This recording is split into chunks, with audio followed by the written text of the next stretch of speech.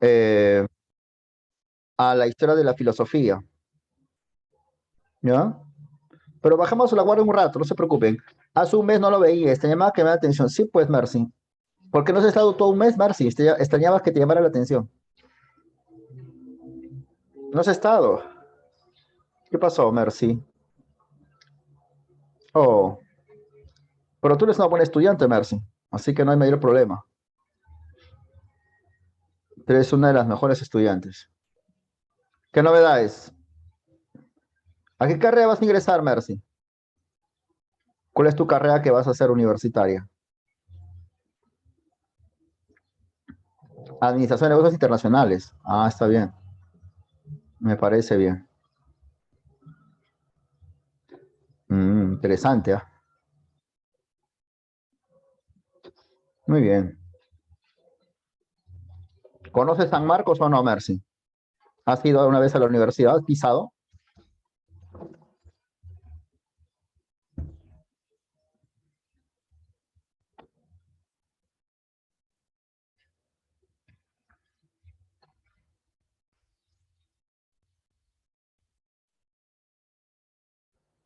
Este va a ser tu hogar. No, para tanto. Tu hogar, sí.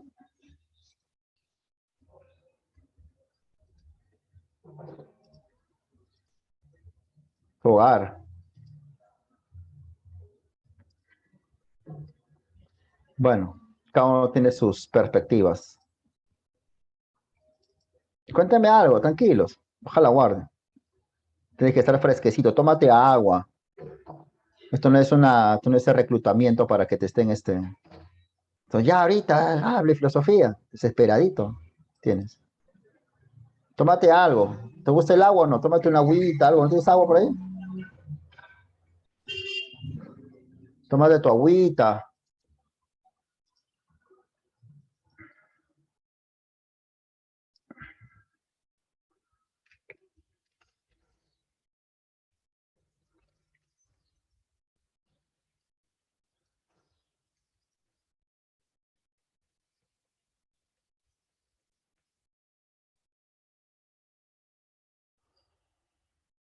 Estoy tomando después así una Inca Cola. ¿Te gusta la Inca Cola o no?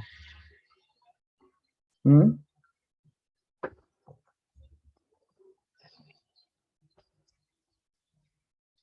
¿No te gusta? A mí sí, pues. Ah, ya, que tú eres progre, ¿verdad? Pues, ¿no? Estás en la, ¿cómo se llama? Tú estás en la cosa, ¿cómo se llama? Artesanal, ¿no? Es cosa, ¿no? ¿Qué tomas? Gaseosa artesanal. ¿Ah, sí? ¿Qué sabes eso?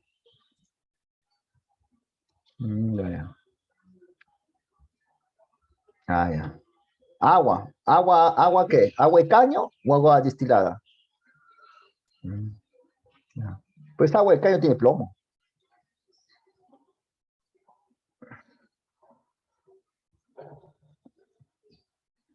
Bien, en fin. Tú tomas agua con plomo, yo tomo gaseosa. ¿Te parece?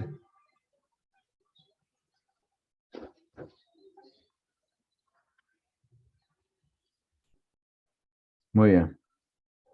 Vamos con la uno, Mercy. A ver, ¿cuál es la clave de la uno? De frente, vamos. Uno. Vamos, estoy apurado. ¿Cuál es la clave de la uno?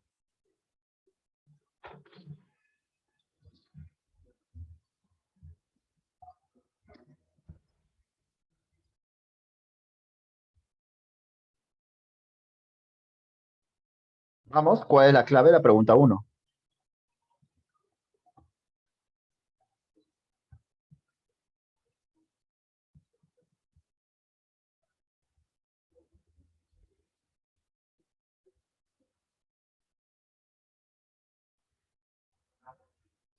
Vamos.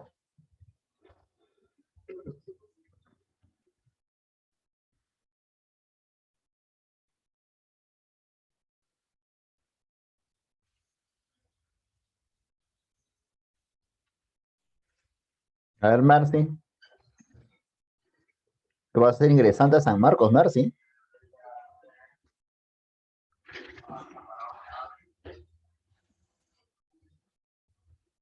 Nada, no hay respuesta. Pues si tú vas a ingresar acá 9 semanas, ¿no puedes responder esa pregunta? Ya, ya, no te preocupes. Lo primero que debes hacer es tener confianza en ti mismo, ¿ya? Es lo primero. Fundamental es que tú tengas confianza en ti, en tus capacidades. En segundo lugar, es que tú tengas confianza en tu profesor, ¿de acuerdo? O sea, que sepas de lo que yo hablo y confíes en mi trabajo, ¿ya? Ahora, estamos a puertas de un examen de admisión y por consiguiente hay que ver ciertas realidades. Una realidad palpable es que tienes dificultades a responder esta pregunta, lo cual significa que te falta todavía algo importante en el curso de filosofía, que es un curso importante para todo ingresante a la universidad pública. Ahora, a estas alturas yo te recomiendo lo siguiente. Yo te recomiendo que primero leas bien y en segundo lugar, de un otro modo, extraigas la respuesta del contenido que está acá. ¿De acuerdo? O sea, acá hay un contenido y acá está la clave. Entonces dicen, los primeros filósofos, frente al problema del origen del cosmos, tuvieron planteamientos muy distintos y hasta discrepantes. Por ejemplo, Pitágoras concebía el cosmos como música y armonía, mientras que Heráclito proponía la guerra como madre de todas las cosas. Ahora, te preguntan de Heráclito. Entonces, la respuesta a esta pregunta está acá. Esta es la respuesta, lo ves que estoy marcando. Esta es la respuesta. Heráclito dice que la guerra es madre de todas las cosas. Entonces, cuando hablamos de guerra, como mamá de las cosas, creo que pugna es la palabra más acercada, ¿no? Más cercana a guerra, ¿no te parece o no? Por eso, como dicen algunos compañeros, la clave es casa. ¿Ya? Si te das cuenta, no hay otra respuesta, por último. ¿Qué tiene que ver la inmutabilidad? ¿Sabe qué es inmutable? Inmutable significa que no cambia. Si acá dice que la guerra, ¿sabe qué es guerra, no? Guerra es lucha, ¿no es cierto o no? ¿La lucha implica algo inmutable? No, la lucha es dinámica. Se enfrentan dos bandos en pugna. Justamente pugna mercy significa lucha. Estamos en pugna nosotros, estamos en lucha. ¿Ya? Pugna es lucha, enfrentamiento. ¿De acuerdo o no? Entonces, claro, pero muy bien, Mercy, pero tienes razón, Mercy. Y te pido una cosa para todos, por una cuestión de orden, trata de cambiar tu comentario, que lo estás haciendo para mí, que sea para todos. De este modo, todos puedan leer lo que estamos conversando. Pero a lo que voy, chicos, es que la respuesta lo hayas acá. ¿Se entiende o no? Más allá de lo que tú sepas o no sepas sobre Heráclito, en este caso, la respuesta la llevas en la misma lectura de tu texto, pues. No tanto en un conocimiento previo que es válido, pero que al menos en el caso de esta pregunta no era necesario. Tranquilamente dabas la respuesta con solo leer bien la pregunta, ¿de acuerdo? Algunas preguntas de San Marcos son así. Eso es importante tener en cuenta, ¿ya? Pero bueno, sigamos. Acá se implica un conocimiento. ¿Alguien puede decirme cuál es la clave de la 2?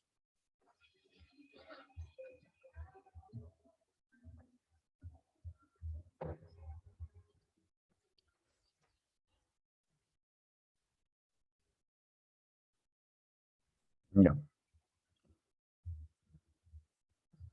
Claro. Bien, excelente. Excelente, chico. Gabriel, Emilio. Ahora, solamente un comentario, Marlene. No puede ser la B, pues, compatriota, porque no encajaría. Dice acá que agrupan, o sea, te están hablando ya de algo plural, ¿no? Agrupan. Si tú marcas beso, ¿cómo un principio va a ser agrupan?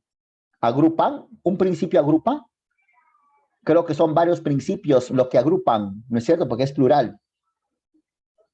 ¿Me hago entender, Said? Me hago entender, ¿no?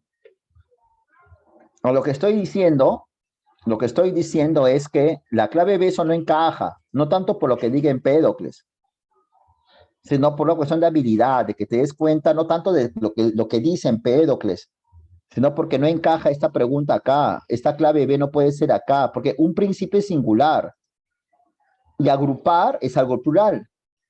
Entonces la clave no puede ser B, y tampoco la C, tampoco la A, porque no hay concordancia, ¿sabes RB, no? ¿Se entiende o no? Por eso que la clave es dado, de arranque. Así tienes que resolver también. Me hago entender, ¿no? No solo en función a la memoria, sino a la habilidad. Nadie es máquina para saberlo todo. Estamos de acuerdo, ¿no? ¿Se entiende ahí?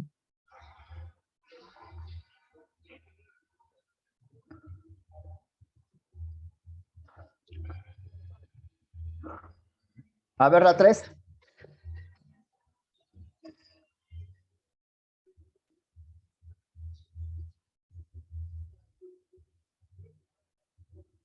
Por ese motivo. Acá parece que quien escribió esto fue ¿cómo se llama? El fondo y sitio.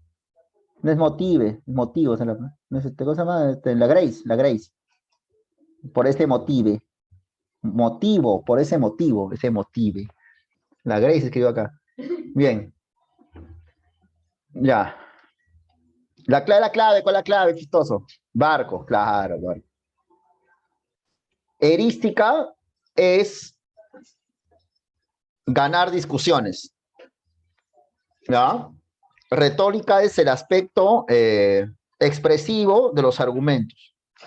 La retórica es cuando uno habla con énfasis, habla con algún recurso corporal, con un lenguaje gestual, esa es retórica. Es el adorno enfático que se le ponen a los argumentos, y los sofistas eran especialistas de eso. Precisamente por esa razón, Aristóteles desarrolla la lógica para enfrentarse a los sofistas, para quitar el ropaje retórico que tienen los argumentos y quedarse únicamente con el esqueleto, que es lo que determina cuando un argumento es válido o no. Bien. A ver, ¿cuál es la clave? La 4. A ver, a ver.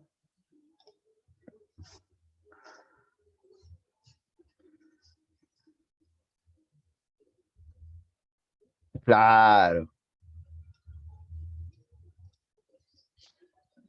¿Quiénes eran universalistas en la antigüedad griega? En la época de los sofistas, de Platón, de Aristóteles, de Sócrates. ¿Quiénes eran universalistas? ¿Quiénes pensarían como Emilia? ¿Quiénes pensarían como Emilia?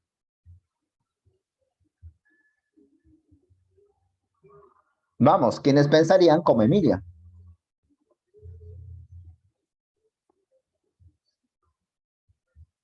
¿Ah? ¿Los sofistas pensarían como Emilia? Quienes pensarían como Emilia es Sócrates. Los sofistas no, los sofistas eran relativistas. Los sofistas dirían que cada persona tiene su propia manera de ver las cosas. Eso dirían los sofistas. Sócrates diría lo que dice Emilia. Todos buscamos la honestidad. Todos queremos el bien, todos. ¿Ya? Sócrates era universalista. Aparte de Sócrates, ¿quién más era universalista? Jimena, Jessica. Muy bien, Ronnie. Platón, Aristóteles, ellos eran universalistas. Por esa razón, esos mencionados, Sócrates, Platón y Aristóteles, se enfrentan a los sofistas. Claro. Muy bien. Excelente. 5.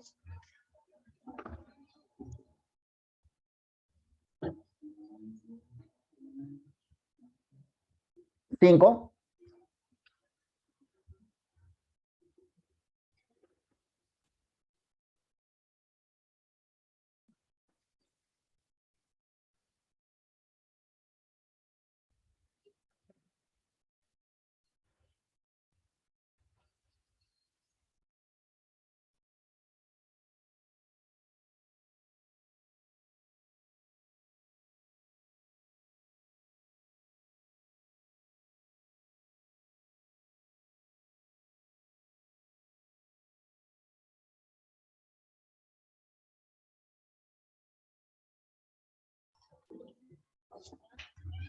¿Cuál es la clave de las 5?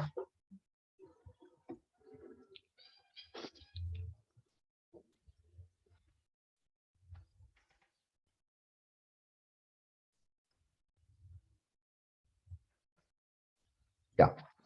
A ver. Ujú. Ujú. Ya. Muy bien.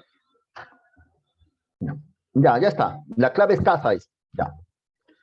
A ver. Según el texto, no, ya fue ya. Según el texto, Platón es idealista, ¿no? Ahí está. ¿De acuerdo? Acá está. Platón es idealista. Para un idealista, la idea es primaria o secundaria. Respuesta.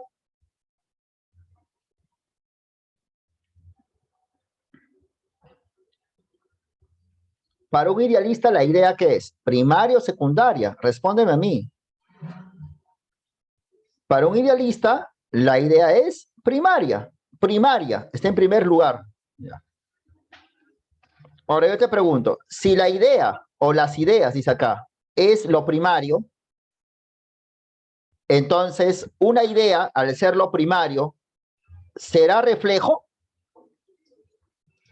Una idea que es lo primario, ¿será reflejo? Entonces, ¿por qué rayos marcas la C? El reflejo, hijo, no puede ser primario. El reflejo es una copia. No es así, como el reflejo que se emite en el espejo. El espejo es copia, porque es reflejo. La cara, en carne y hueso, es original. Entonces, ¿cómo una idea va a ser reflejo? Por eso que la clave no puede ser casa, pues compatriota. Tú tienes que leer bien. ¿Te das cuenta que tú estás fallando no tanto por falta de conocimiento, sino por falta de habilidad?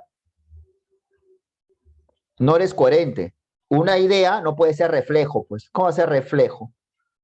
¿Te parece que la idea es una cosa? ¿Es una copia? Si es lo primario, lo que es primario es copia, tampoco, ¿sí o no? Porque es lo primario, ¿no es cierto? Entonces, lo primario es la idea. La idea es lo primario, lo primero, lo único primero. ¿Cuál es la clave?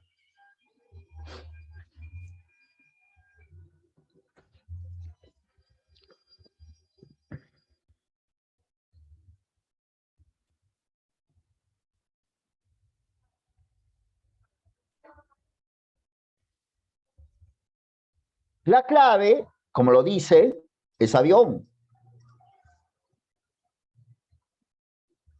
Es avión, está bien, es avión. Eso dice Platón. Platón, cuando habla de ideas, no se refiere a las ideas de la cabeza, para empezar.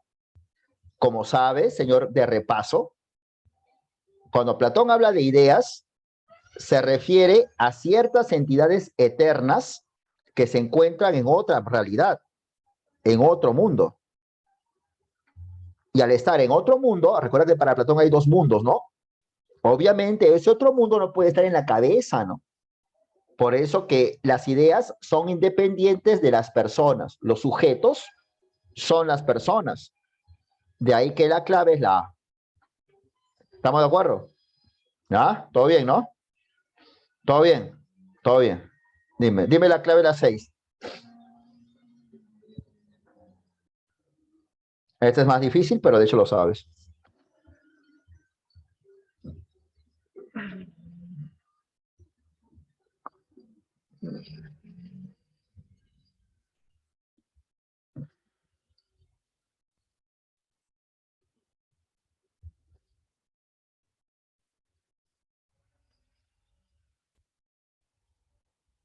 Muy bien. Ahora la pregunta es, ¿qué tiene que ver el recordar con el hecho de que el alma es inmortal? A ver, responda. ¿Qué tiene que ver el recordar? Porque tú dices, la teoría de la reminiscencia, que es decir que las formas se recuerdan, presupone se asume de antemano de que el alma es inmortal. ¿Por qué? ¿Me puedes explicar? ¿Qué tiene que ver que el conocimiento de las formas sean recuerdos con el hecho de que el alma es inmortal? A ver, responda.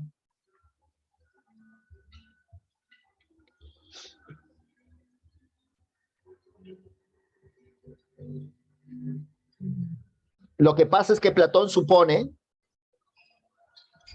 ya, pero encarnación. Ya, ¿y qué tiene que ver eso con que el conocimiento es recordar?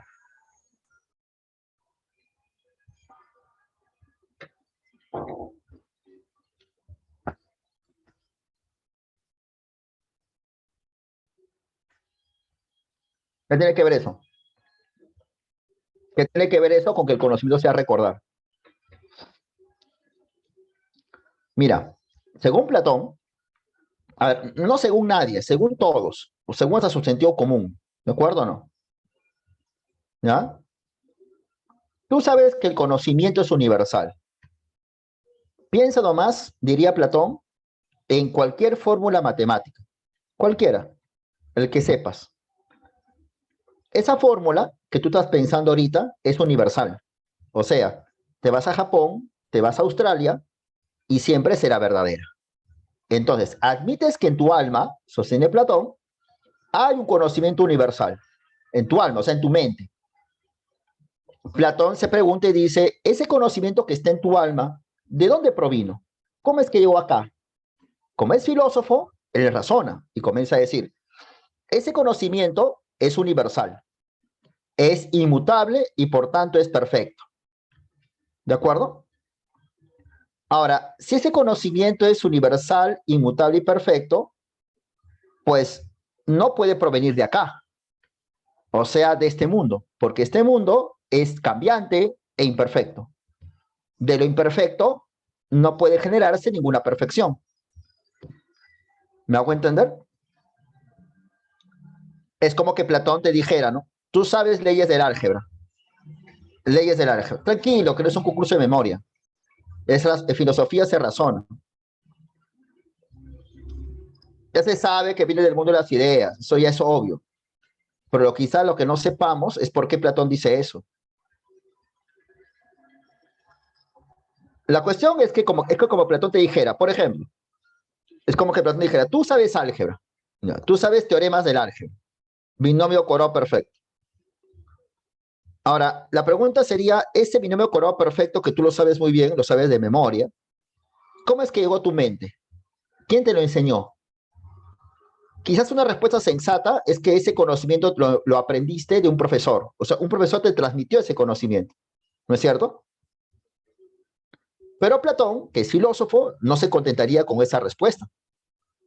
Y él diría, pero si admites que un profesor de álgebra te dio ese conocimiento, la pregunta sería ahora, ¿y quién le enseñó ese conocimiento, esas leyes del álgebra, a tu profesor de álgebra? La respuesta sería otro profesor de álgebra. Pero vamos a dejar otra misma respuesta, la misma pregunta, ¿no? Y a ese segundo profesor de álgebra, ¿quién le enseñó? Tendrías que admitir que bajo esa lógica tendría que haber un tercer profesor de álgebra que le enseñó a tu profesor del profesor del álgebra. Y así sucesivamente, o sea, irías hasta el infinito. Profesor, profesor, profesor que enseña al otro. Lo cual, que entenderás, tú que eres un chico que razona muy bien, sería absurdo, ¿no? Van a pasar 500.000 años y vas a decir que esta información pasó de un profesor a otro profesor, a su madre. Entonces Platón dice, eso prueba de que realmente las leyes del álgebra, que tú sabes muy bien, las leyes de exponentes, todo eso, no las aprendió ningún profesor de álgebra. No, porque si fuera así, llegarías al absurdo de que una cadena infinita de profesores. Entonces Platón dice, entonces, ¿cómo rayos llegamos a saber esas leyes de exponentes? Ah, ya, dice. Si esos conocimientos, si esa ley de los exponentes son conocimientos universales, entonces deben de provenir de una realidad universal. Si esas leyes son conocimientos perfectos, entonces debe de provenir de un mundo perfecto, de un mundo inmutable. Por tanto, existen dos mundos. Este mundo de cosas cambiantes, donde están los profesores de álgebra, y aparte, otra realidad constituida por entidades eternas, donde se encuentran las leyes del álgebra. Entonces hay dos realidades. Ahora bien, pero todavía no explicamos cómo esa información que viene de ese mundo ha terminado depositado en tu mente, porque al fin y al cabo tú lo tienes en tu cabeza, ¿no?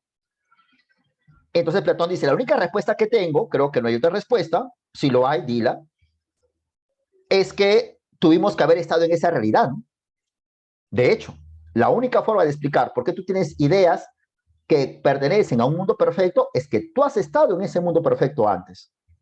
¿Cuándo antes? Antes de nacer, no hay otro, lo va a ser ayer, ¿no? Pues ayer tú estabas en tu casa, ayer estabas en tu casa celebrando Año Nuevo, qué sé yo. Entonces, antes de nacer, tú has tenido que estar en ese mundo perfecto. De todas maneras, no hay otra forma de explicar eso. Pero ¿cómo antes de nacer? O sea, yo de bebito me fui para allá. No, pues también sería muy tonto decir que te has sido de bebito para allá. Entonces ha sido tu alma. Tu alma ha estado allá, contemplando la ley de exponentes. De tal manera que cuando tú naciste en el hospital hace 17 años, 18 años, esa alma entró a tu cuerpo.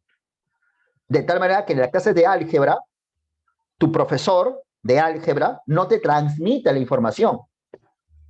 Lo que hace el profesor de álgebra nada más es ayudarte a que recuerdes lo que alguna vez contemplaste en esa vida. Y por tanto, ahora sí se infiere de que el alma es inmortal. ¿Se entendió? Entonces, ¿por qué Platón habla que hay dos mundos? ¿Por qué él habla que el alma es inmortal? Que seguro todos lo saben. Porque Platón intenta explicarnos, Jessica, cómo es posible que en tu linda mente, en tu linda cabecita, tengas conocimientos universales. La única forma de explicar eso es con lo que te dije. Interesante, ¿no? Así piensa Platón. Ahora vamos con la pregunta 7. A ver, dime la clave de la 7. Vamos, vamos, vamos, vamos.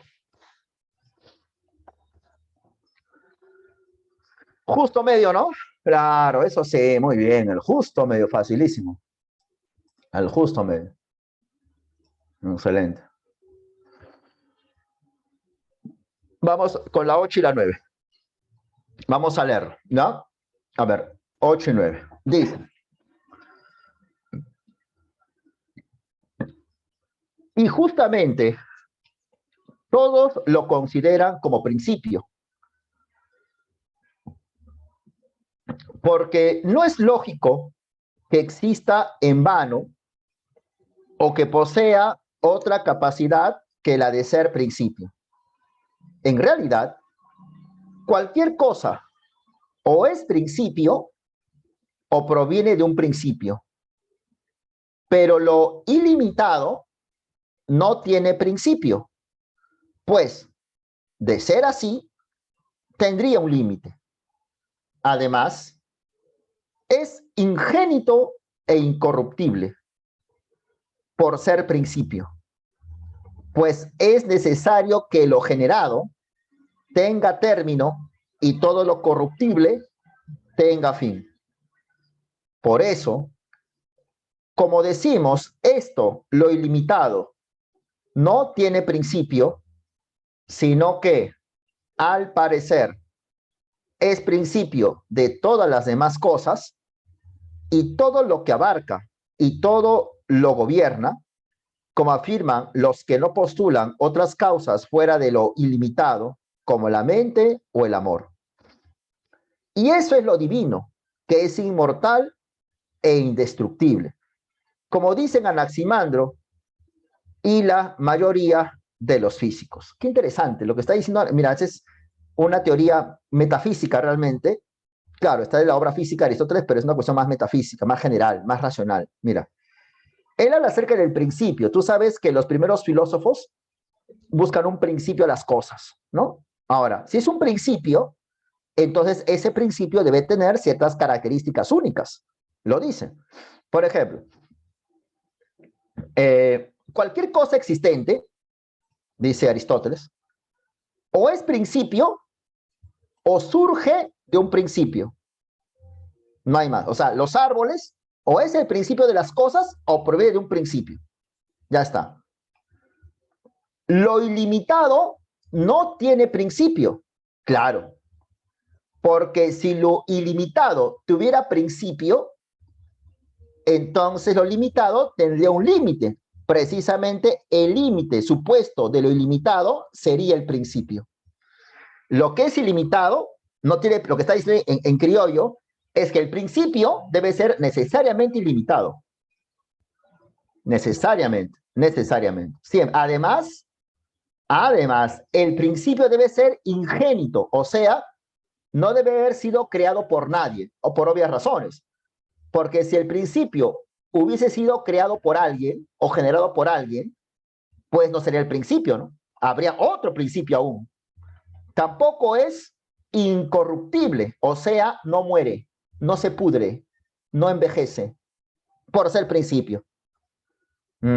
Ahora, es necesario que todo lo generado, por ejemplo, las plantas, las personas, las camisetas, todo lo que vemos, tenga término y todo lo que se corrompa se acabe.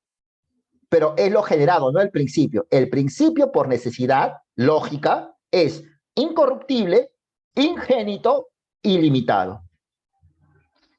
Por eso, como decimos que lo ilimitado, claro, no tiene principio, sabemos por qué, porque si lo ilimitado tuviera principio, no sería ilimitado, sería limitado, sino que al parecer es principio de todo lo ilimitado, ese famoso principio, es el principio de todas las cosas y todo lo abarca y todo lo gobierna.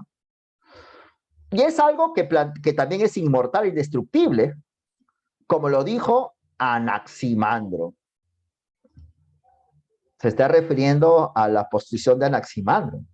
Anaximandro sostenía que el principio debe ser ilimitado, ingénito, incorruptible, lo que Anaximandro llama el apeiron. ¿Cuál es la clave de la 8?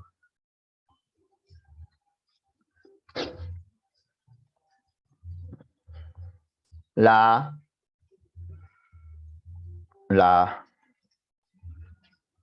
¿Cuál es la clave de la 9? 9, vamos.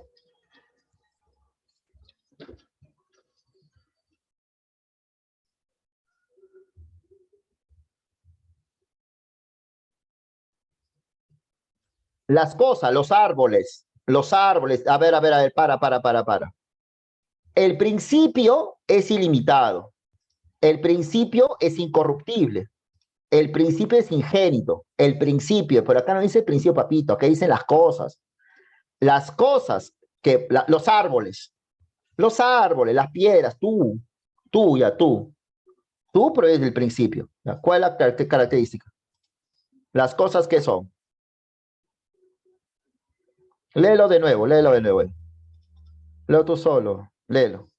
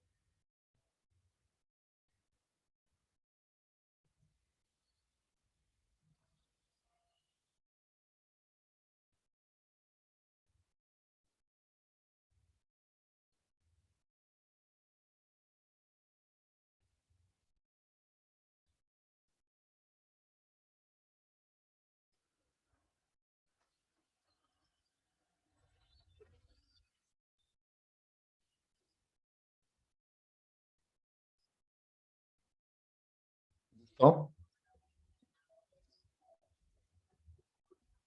Las cosas que son, maestrazo, corruptibles, ajá. Se corrompen. Muy bien.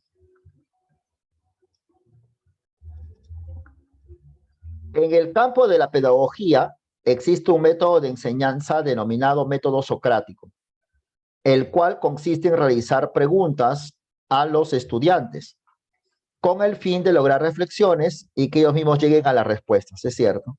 adecuadas en lugar que el docente les dicte. Esta práctica educativa se fundamenta en el pensamiento de Sócrates. Ajá. ¿Cuál es la clave? A ver, socráticos, a ver, la mayéutica, ¿no? ¿Cuál es la clave de la 10? A ver.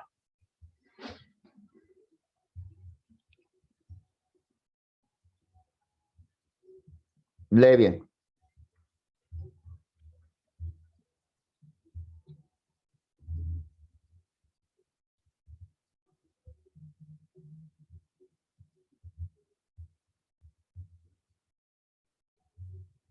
Claro. Sócrates, bueno, Platón sigue a Sócrates, pero Sócrates fue el primero en sostener eso, que en la mente hay valores que son universales. Entonces, esos valores están ya en el alma y por consiguiente el maestro no enseña, no transmite, está en el alma ya, depositados. Entonces, con el método socrático lo que hace es preguntar para que el alumno alumbre la sabiduría que ya está del interior. Entonces, no es que el maestro deposita la información al alumno, sino que lo que hace es extraer lo que el alumno ya sabe. Y precisamente esa extracción, que es la mayéutica socrática, es lo esencial de la filosofía según estos pensadores. Por eso que la clave es casa. No se puede enseñar filosofía si no invita a la filosofar. A ver, ¿alguien sabe cuál es la clave de la 11? A ver, ¿qué marcaría saber? No te preocupes, yo te voy a explicar en un rato. Nos queda todavía una hora. Pero quiero saber si sabes cuál es la clave.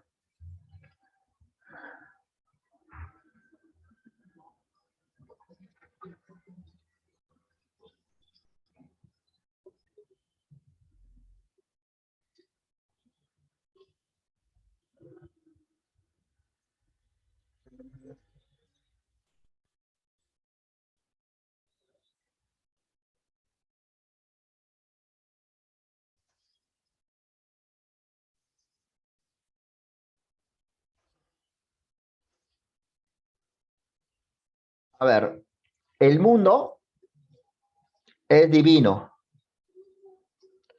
El mundo puede ser entendido por el hombre, lo que permite que el hombre acepte el orden divino. ¿Cómo se llama la escuela que afirma que para ser feliz hay que conocer la naturaleza, conocer ese orden y aceptar viviendo con ese orden? Desde el sol hasta una piedra, todo envejece. El conocimiento de eso hace que aceptemos el envejecimiento. Ese es el estoicismo. Muy bien, Cristel. Muy bien, José. Muy bien, Malena, Jimena. Claro, los estoicos eran panteístas. Ellos decían que hay que adorar la naturaleza, pero a diferencia de los cínicos que rechazan el conocimiento, los estoicos consideran que el conocimiento es importante para amar y respetar la naturaleza. ¿Ya? Por eso que la clave es beso. Ajá. Vamos con la 2 y la 3. La habilidad escéptica es poner en oposición las cosas que aparecen y se piensan de cualquier manera posible. Una habilidad a partir de la cual, debido a la igual fuerza de las cosas y los argumentos que están en oposición, llegamos primeramente a una suspensión del juicio y luego a estar libres de preocupaciones. O sea, ¿en qué consiste, dice el autor, la habilidad escéptica? Consiste en oponer dos cosas que se nos presentan. Por ejemplo, yo digo que el día es caluroso, pero quizás mi amigo puede decir que el día es frío. Presento dos ideas opuestas. Yo puedo decir que las guerras son malas, pero también puedo conocer gente que diga que las guerras son buenas. Y al final me doy cuenta que ambos argumentos opuestos tienen igual fuerza, o sea, son igual de sólidos en sus argumentos, son igual de consistentes, son igual de válidos. Con razón la gente nunca se pone de acuerdo. Pues. Si yo digo que Keiko es una buena política, una buena presidenta, de seguro puede encontrar gente que diga que no es así. que Keiko es una mala presidenta o será una mala presidenta. Si yo digo que Pedro Castillo es un buen presidente, de seguro encontraré gente que diga que Pedro Castillo es un mal presidente. Pero ambos argumentos son igual de válidos. Con razón la gente nunca se pone de acuerdo, pues. Y creo que lo más recomendable, dice Pirrón, y por eso Sexto Empírico, que es seguidor de Pirrón, lo toma. Entonces creo que lo mejor es no opinar sobre esos temas, para estar libres de preocupaciones y de esa manera vivir tranquilos.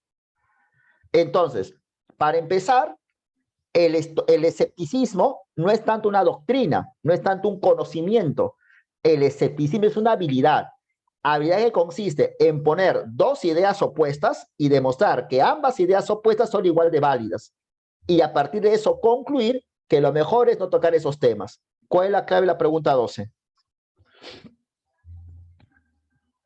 ¿Cuál es la clave de la 12?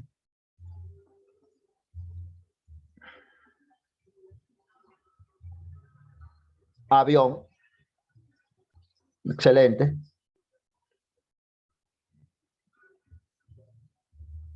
¿Cuál es la clave de la 13? A ver, es un dato, a ver. El estoicismo, el epicureísmo, el escepticismo tenían como finalidad alcanzar ¿qué? El poder, la verdad, el placer o tranquilidad. A ver, ¿te acuerdas? Los estoicos. Hace un rato hablamos de los estoicos y hace un rato hablamos de los escépticos, ¿no es cierto? Estar libres de preocupación, no preocuparnos. A ver, ¿cuál es la clave? Y Epicuro habla del placer, la ataraxia, la tranquilidad del alma. Ajá, dedo, excelente, dedo. 14. Lo que atrajo al joven Agustín del maniqueísmo fue la posibilidad de hallar una respuesta a la pregunta que le obsesionó a lo largo de toda su vida, la del origen del mal. Agustín escribió, y como mi piedad, por pequeña que fuera, me forzaba a reconocer que un Dios bueno no podía haber creado una naturaleza malvada, afirmaba la existencia de dos realidades opuestas entre sí, ambas infinitas. Lo que pasa es que acá Agustín está hablando que hubo un tiempo en la cual él creía que había dos dioses, un Dios bueno y un Dios malo, el Dios de la luz, el Dios de la oscuridad. Esa doctrina por eso se llama maniqueísmo. San Agustín era maniqueo, pero eso era antes. Luego se transformó, se regeneró, digámoslo así, y asumió la teoría cristiana muy famosa de que el pecado se debe a la libertad de elección, al libre albedrío. Es cuando el hombre decide alejarse de Dios. Por eso pecamos. ¿Cuál es la clave de la pregunta 14?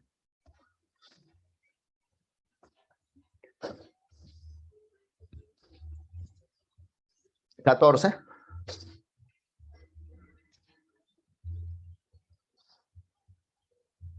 ¿Cómo el mal se va a identificar con el bien, maestro?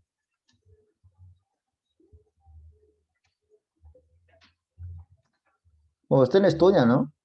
Es un repaso, ¿eh? La clave es dado. El mal es alejamiento del bien. El mal es cuando el hombre decide alejarse de Dios. Libre albedrío. ¿No te acuerdas de eso?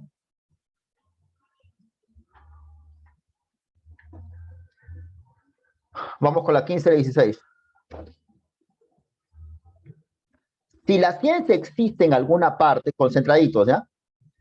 Si la ciencia existe en alguna parte y no puede existir sino en un ser que vive y existe siempre, y si cualquier ser en el que algo siempre existe debe existir siempre, siempre vive el ser en el que se encuentra la ciencia. Si nosotros somos los que razonamos, es decir, nuestra alma, si ésta no puede razonar con rectitud sin la ciencia, y si no puede subsistir el alma sin la ciencia, excepto el caso en que el alma esté privada de ciencia, existe la ciencia en el alma del hombre. La ciencia existe en alguna parte, porque existe, y todo lo que existe no puede no existir en parte alguna. Además, la ciencia no puede existir sino en un ser que vive, porque ningún ser que no vive puede aprender algo. Y no puede existir la ciencia en aquel ser que no puede aprender nada. Asimismo, nadie sin ciencia razona con rectitud, pues el recto raciocinio es el pensamiento que tiende de lo cierto al descubrimiento de lo incierto. Y nada cierto hay en el alma que ésta lo ignore. Mas todo lo que el alma sabe, lo posee en sí misma, y no abraza cosa alguna con su conocimiento, sino en cuanto pertenece a una ciencia. En efecto, la ciencia es el conocimiento de cualesquiera cosas. Por consiguiente, el alma vive siempre. Ah, bien. Lo que está diciendo San Agustín, primero, algo que te voy a mencionar en la siguiente hora, pero solamente hoy lo voy a pasar así nomás, pero en la siguiente hora sí te lo explico mejor. Está en el hecho de que para San Agustín existen conocimientos absolutos. O sea, existe algo llamado ciencia. Por ejemplo, 2 más 2, 4. Entonces, 2 más 2, ¿cuál es una verdad? Una verdad, digámoslo así, eterna ya. Una verdad permanente. Ahora, si la ciencia es eterna, o mejor dicho, las verdades de la ciencia son eternas, entonces esas verdades deben estar depositadas en un ser también eterno. Tiene sentido, ¿no? Entonces la ciencia no puede estar depositada en un ser mortal. Lo que se sigue entonces es que el cuerpo, al ser mortal, el cuerpo no tiene ciencia. Quien debe tener ciencia es el alma y Dios. Claro, ni hablar, Dios de hecho. Ahora, vamos con esta parte. Nosotros razonamos. Nosotros somos los que razonamos. Es decir, el hombre es, primero lo que estoy subrayando, es principalmente alma. Y el alma, que somos nosotros, espérate, papito, no estás apuradito. El alma, que somos nosotros, no podemos razonar si con rectitud sin la ciencia. Acá San Agustín huele a Sócrates. Lo que está diciendo que todo conocimiento, toda conducta es buena en tanto sepas lo que es el bien. El alma no puede razonar con rectitud sin la ciencia. Ahora, la ciencia no puede existir sino en un ser que vive. Creo que eso ya es obvio. Porque ningún ser que no vive puede aprender algo. Claro, o sea, las piedras no son seres vivos, las piedras no aprenden, obvio. Asimismo, nadie sin ciencia razona con rectitud, evidentemente. El mal, siguiendo a Sócrates, se debe a la ignorancia, ¿no es cierto? Todos que tenemos conocimiento de lo que es el bien, razonamos bien. Ahora, pues el recto raciocinio es el pensamiento que distingue lo cierto de lo incierto. Si yo sé que 2 más 2 es 4, automáticamente sé que 2 más 2 no puede ser 5, no puede ser 7. Es decir, el alma, al tener ciencia, es capaz de descubrir lo verdadero, pero junto con ello, distinguirlo de lo malo. Si todos sabemos que decir la verdad es bueno, si todos sabemos que ser honesto es bueno, automáticamente ya sabemos que robar es malo. Ya tenemos ese conocimiento. Ahora, más todo lo que el alma sabe lo posee en sí misma y lo abraza con alguna cosa alguna con su conocimiento. En efecto, la ciencia es el conocimiento de cualquier cosa. Por consiguiente, el alma lo vive siempre. ¿Cuál es la clave de la pregunta 15? No me den la clave, es que no lo solicite, porque la idea es que no es dictar claves solamente. La idea es que aprenda y que sepamos leer. Casa.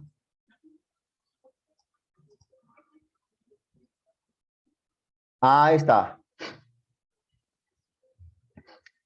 ¿Cuál es la clave de la 16?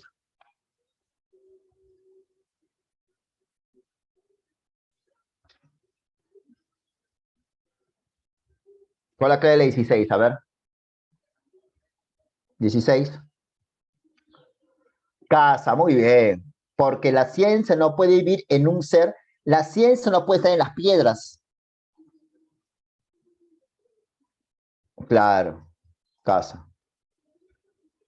Muy bien. A ver, la 17. Los estudiosos, a ver, San Agustín. 17. 17.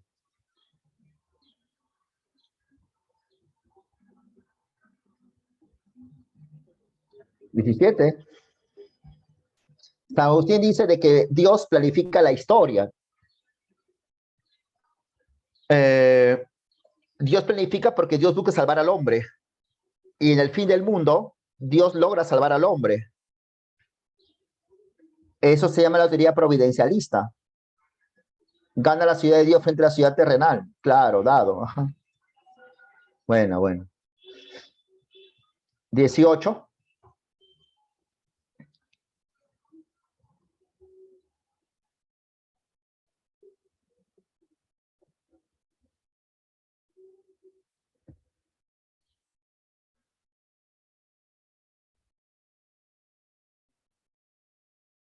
Una diferencia, a ver, según el pensamiento medieval, ¿qué diferencia hay entre la filosofía y la religión? Respuesta, 18, y ahí lo dejamos. ¿Qué diferencia entre, a ver, qué cosa tiene la filosofía que no tiene la religión? Ya, vamos. ¿Qué cosa tiene la filosofía que no tiene la religión, papito? Eso que están preguntando. Ya, ¿cuál es la respuesta, pues? Vamos. Total. Dices razón y marcas la D.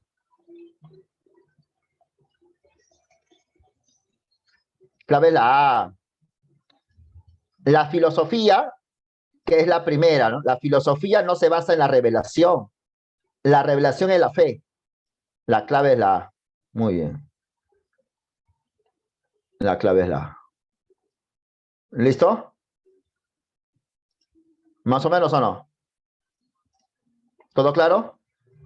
Sí, sí, sí, sí. ¿Alguna pregunta? Yo te voy a preguntar ahora, ¿ya? ¿Te puedo preguntar o no? ¿Te puedo preguntar? Ya, muy bien, te pregunto.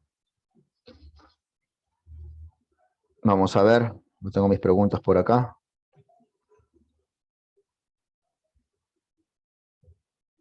Yo he tenido problemas acá en las cosas. Te pregunto, ¿ya? A ver, vamos a preguntar entonces.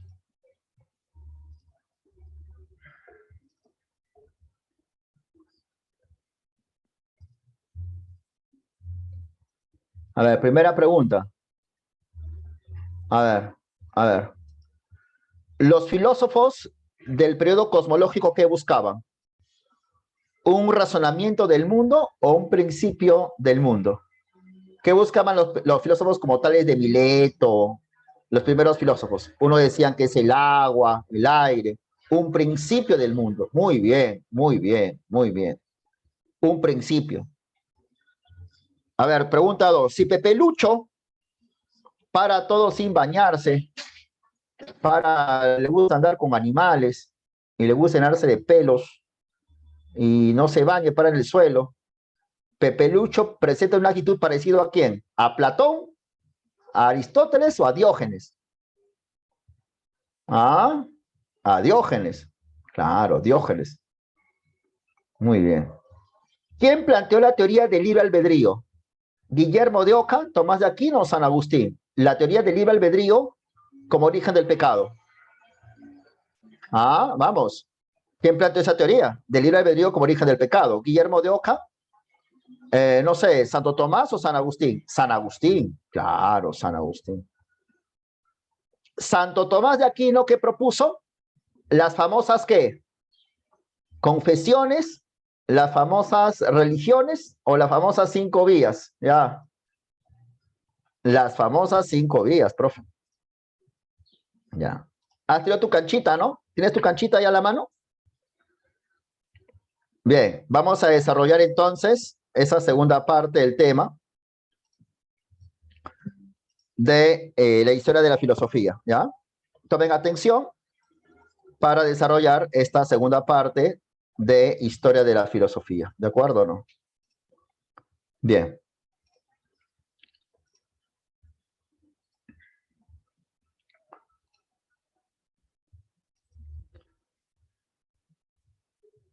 Bien, muchachos, vamos a continuar con el desarrollo de nuestro tema.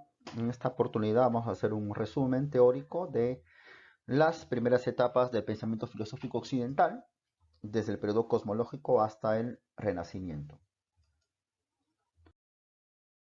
Entonces, estamos viendo acerca del periodo cosmológico. Tú sabes que el periodo cosmológico es la primera etapa de la filosofía griega, aquel periodo que va desde más o menos el siglo VII al siglo V antes de nuestra era, periodo que se desarrolla en las costas del Mediterráneo, lugar donde existe un gran intercambio comercial, un auge, un desarrollo económico claro en sectores esclavistas, que van a motivar hacia la investigación sobre la naturaleza, ¿no?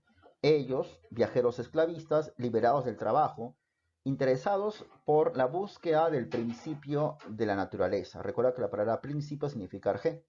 Tenemos a Tales, conocido el primer filósofo, sostuvo que si el mundo está vivo, pues que es aquello que da vida a un ser vivo, es el agua. El mundo flota en agua, el agua rodea la tierra, los seres vivos provienen de semillas que necesitan de la humedad para germinar y que además al sostener que el mundo tiene vida, eso se llama una teoría ilozoísta, ¿no? Ile es mundo, materia, y zo es vida, animal vivo.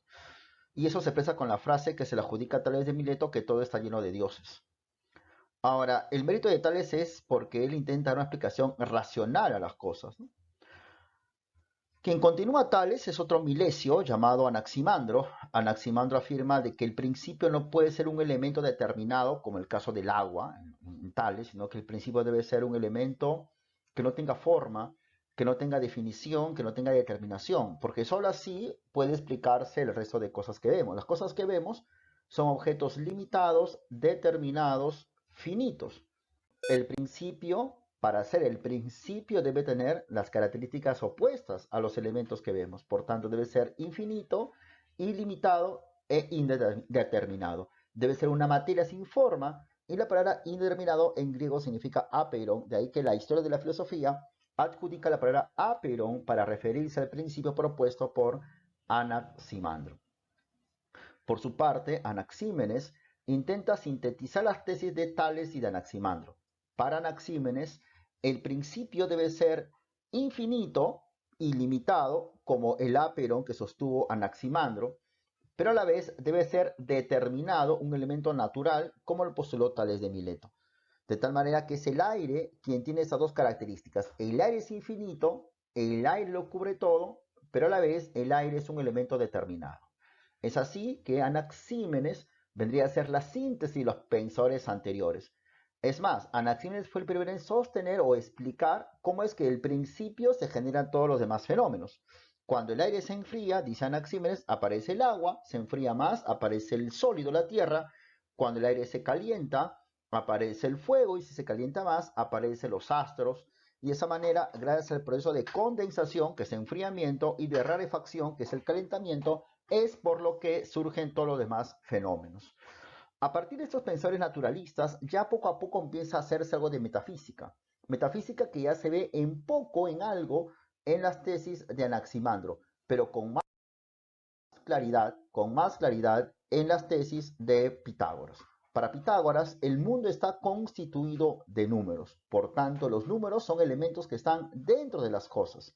Los sentidos no nos permiten ver números. Los sentidos nos hacen captar colores, sabores, texturas. Pero sabemos a la vez de que las cosas tienen una cantidad, tienen un elemento que permite que las cosas precisamente sean cuantificables, sean medibles. Por consiguiente, para que eso sea posible, es importante de que las cosas tengan que estar constituidas de números.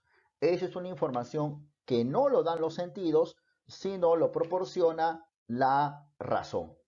De tal manera que es el número el principio fundamental de todas las cosas, siendo el 1 el primer número, ya que la combinación de unos genera todo. Ahora, Pitágoras sostiene entonces de que la verdad de que el mundo presenta un orden matemático, una armonía matemática, eso es una verdad que la razón descubre.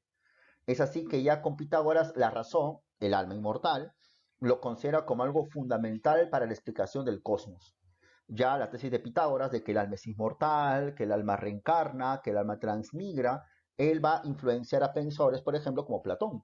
Y más adelante va a ejercer también influencia en el cristianismo posterior.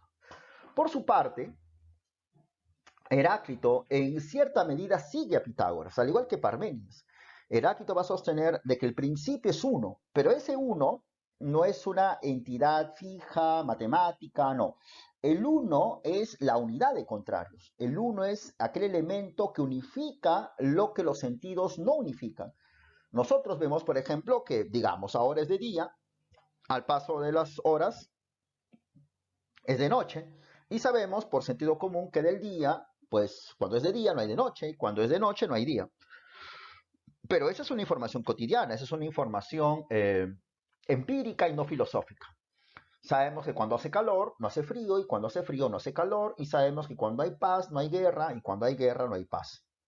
Ahora, pero repito, esa es una información empírica, una información no filosófica. Es la razón la que me hace entender que del frío proviene el calor, que del calor proviene el frío, que del día surge la noche, que de la noche proviene el día, que tanto frío y calor como día y noche constituyen una unidad de contrarios. La razón descubre eso y por tanto la razón me muestra una unidad no fija, no armoniosa, sino una realidad dinámica en la cual una cosa se transforma en su contrario, muy semejante, dice Heráclito, al fuego. De ahí que el fuego representa ese dinamismo de la vida, ese dinamismo de la realidad, y de ahí sus frases de Heráclito muy famosas, ¿no? No puedes tocar dos veces las aguas de un río, un mismo camino es hacia arriba o hacia abajo, pero el camino es el mismo. La guerra es madre y reina de todas las cosas.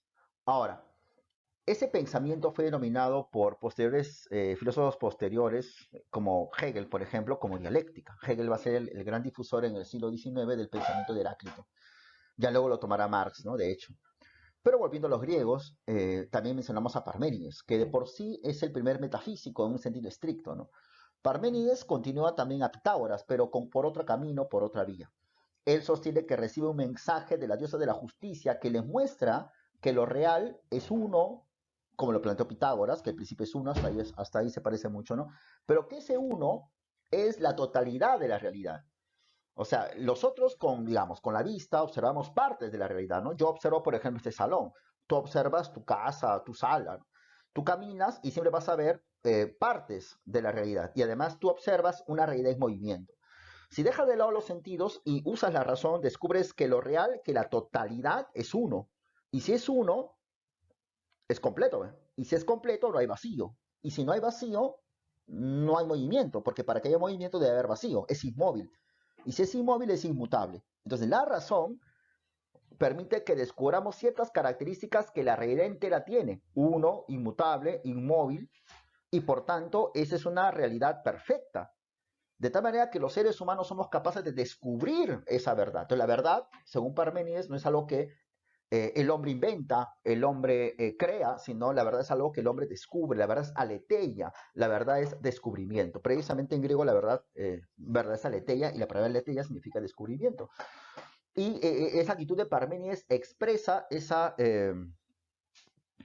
posición que tenían los esclavistas griegos de la época que debido pues a su bonanza económica, a su estabilidad social, pues tenían una posición bastante optimista frente a las capacidades humanas. Como decir, el hombre es capaz de conocerlo todo, de manera completa, inobjetablemente, de manera absoluta, ¿no? Ahora, y ha ido más desde esta posición de Parménides, que vendría a ser, como lo sabes, la antítesis de la posición de Heráclito, vienen pues los continuadores de estos señores, ¿no? Están los llamados pluralistas. Tenemos acá a los famosos Empédocles, a Anaxágoras y a Demócrito, ¿no? Y también Platón y Aristóteles a su manera van a continuar estos caminos trazados por Heráclito y por Parménides. Entonces, ellos son como que van a hacer una síntesis de los filósofos mencionados. Empédocles, por su parte, considera que lo sostenido por Parménides es cierto, ¿no? De que la verdad es una, de que el hombre puede conocer las cosas, de que la verdad es descubrimiento. Pero Empédocles no puede negar otra realidad que también Heráclito lo señala, ¿no? El hecho de que la realidad es dinámica, que la realidad es cambiante. Entonces, Empédocles tiene como tarea sintetizar a los dos filósofos anteriores. De ahí que Empédocles dice de que el movimiento se debe al hecho de que las cosas están compuestas de cuatro elementos: el agua, el aire, la tierra y el fuego. Cuatro elementos que existen gracias a la ejecución de dos fuerzas cósmicas: la fuerza de unión, que es la fuerza de integración y de existencia, que es la fuerza del amor, y la fuerza de separación, de división, de debilitamiento, de muerte, que es la fuerza o el dios del odio. Entonces, por interacción del amor y el odio es porque existen todas las cosas que vemos. Por su parte, Anaxágoras sostiene de que plantear cuatro elementos para explicar la diversidad de fenómenos que hay en la naturaleza es insuficiente. Si el mundo es infinitamente diverso, entonces debe de haber una infinita cantidad de elementos. Esa infinita cantidad de elementos se encuentra en todas partes. Y como se encuentra en todas partes, Aristóteles posteriormente le va a llamar homeomerías, que significa elementos que están en todas partes. Ahora, ni hablar, dice Anaxágoras, el mundo presenta un orden. Si el mundo presenta un orden, por tanto, debe de haber una inteligencia ordenadora, una inteligencia que le da armonía a todo el mundo. Debe haber un nous o una mente inteligente. El mérito de Anaxágoras está en que él lleva la filosofía a Atenas por primera vez. Él es amigo del político Pericles. Pericles invita a Anaxágoras a Atenas. Pero Anaxágoras fue expulsado por haber dicho de que la luna es una bola de piedra y que el sol es una bola de fuego. Acusado de impiedad, Anaxágoras es expulsado de Atenas. Pero Anaxágoras influye en el pensamiento socrático. Recuerda que Sócrates habla de que él recibe un mandato divino, ¿no? Un dios me ordena hacer preguntas. Luego Sócrates es pues maestro de Platón. Platón dice que el mundo está ordenado por un demiurgo, por un arquitecto, ¿no? Muy inteligente. Platón a la vez es maestro de Aristóteles. Aristóteles habla que hay un primer motor, habla de que el mundo tiene un orden, por tanto hay una primera inteligencia. Eso luego es tomado por Tomás de Aquino, ¿no? En sus demostraciones para sostener que Dios existe. Entonces la influencia de Anaxágoras es bastante decisiva en la metafísica posterior. Ahora, pero todavía Anaxágoras recurre de un otro modo a la existencia de un dios, ¿no? El que ya no recurre mucho a dioses es el siguiente filósofo, que es Demócrito. Para Demócrito, si es que hay dioses, hasta los dioses están hechos de átomos. Todo lo real es el átomo. Lo real es que todo lo que existe está constituido de átomos que se mueven en espacios vacíos. El alma también está hecho de átomos sutiles que cuando uno muere, simplemente el alma se disuelve, ¿no? Y por tanto, no existe, por tanto, almas inmortales, almas que transmigran y nada por el estilo. Ahora, saber o tener la certeza de que las cosas están hechas de átomos no es algo que lo ves, los átomos no se ven, los átomos se descubren con el ejercicio de la razón. Ahora, Demócrito es contemporáneo más o menos de Platón. Anaxágoras conoce a Sócrates, aunque claro, Sócrates es mucho mayor, pero ya para darnos cuenta de cómo en las cosas del Mediterráneo había ese interés por la naturaleza, por investigar los principios del cosmos, y ahí ocurre además las guerras médicas. Los medos, los llamados persas, invaden Grecia, empiezan por invadir las costas del Mediterráneo, de tal manera que los habitantes de pues, el mar Mediterráneo, del mar Egeo, pues viajan hacia la parte continental de Grecia, llegan a Atenas, presentándose entonces como extranjeros frente a los atenienses. Y como extranjeros, ellos no tenían derecho a alguna propiedad, a participar en una asamblea, entonces tenían que vivir de su trabajo.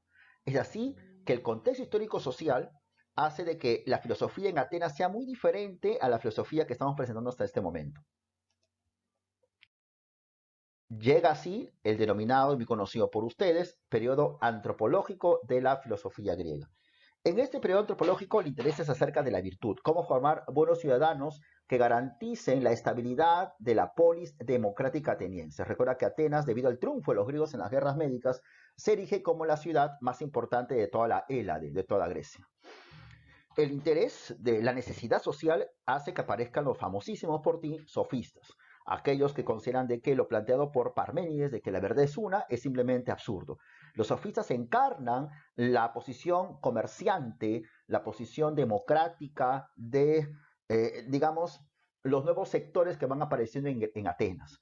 Recuerda que Atenas es una ciudad muy antigua, fundada principalmente por terratenientes, conservadores, tradicionalistas, que afirman lo propuesto por Parménides, de que el orden es uno, inmutable e inmóvil. Y por consiguiente, el orden social también es inmutable e inmóvil. Significa entonces de que hay gente que nace para mandar, gente que nace para obedecer, la verdad es una sola, las leyes son eternas y permanentes, entonces hay un statu quo que hay que mantener. Los sofistas, repito, representan los intereses de las clases comerciantes, las clases nuevas venidas del extranjero, de fuera de Atenas. Entonces tú sabes que el comerciante no ve pues mucho lo tradicional, sino lo novedoso, el interés individual. Entonces todo eso es encarnado por los sofistas.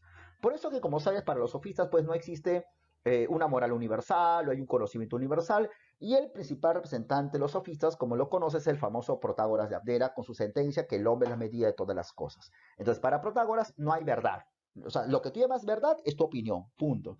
Y si establecemos una verdad con cierta generalidad, es fruto de acuerdos. De ahí que el hombre es la medida de todas las cosas. Para mí, si para mí el aire es frío para mí. Si para ti el aire el aire es caluroso para ti. El aire no es ni frío ni caluroso porque el hombre es la medida de todas las cosas. Bajo esa posición, bastante relativista y bastante empirista, por cierto, porque él se basaba pues en lo que los sentidos informan, ¿no? Todo cambia y por tanto no se puede saber nada con seguridad, con certeza. Protágoras también plantea una tesis agnóstica. Él dice, de los dioses nada puedo saber, porque mi vida es muy corta y porque el tema es muy complejo. Entonces, ahí, justamente, debido a esa posición, Protágoras también fue perseguido por la polis ateniense, acusado también de impiedad y expulsado de Atenas.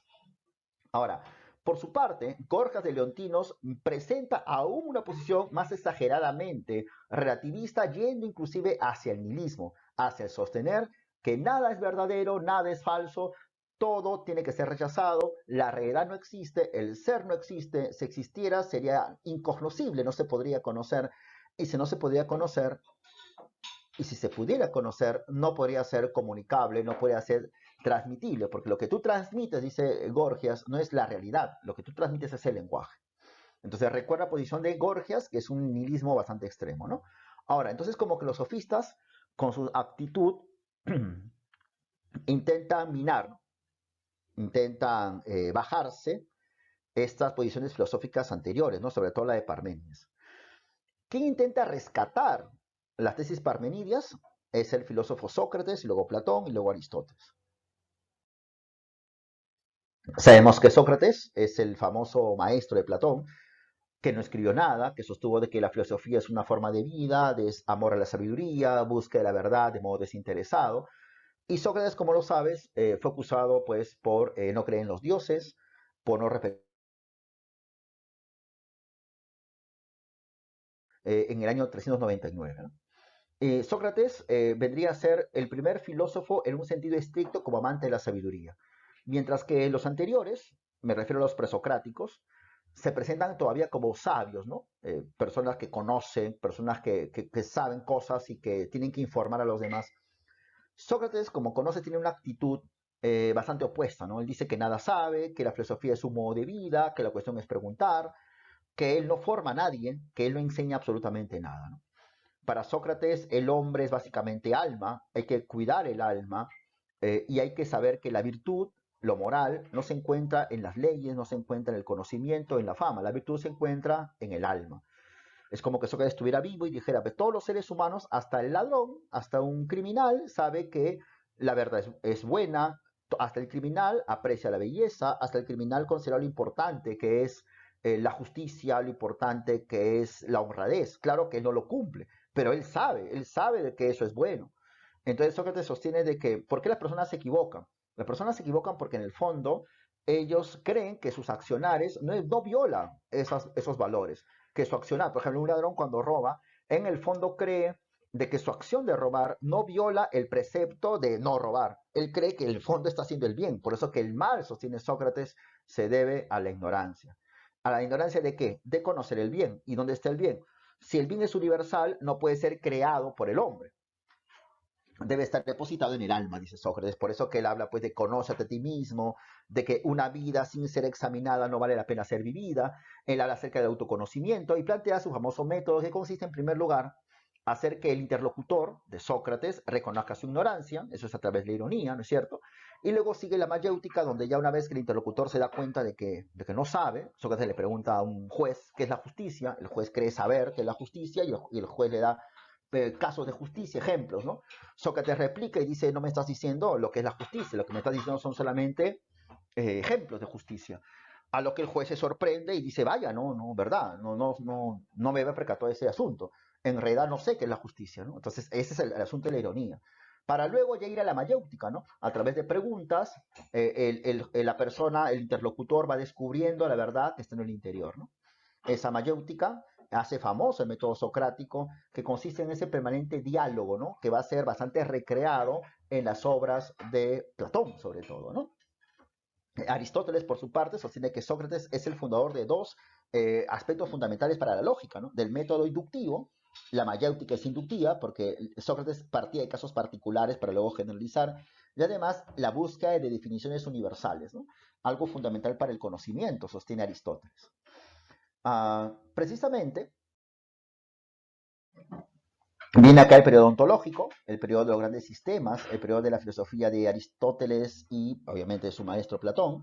Recuerda que estos pensamientos surgen cuando ya Atenas ya no es la Atenas en hegemonía, sino la Atenas post guerras del Peloponeso. A Sócrates lo matan en plenas guerras del Peloponeso.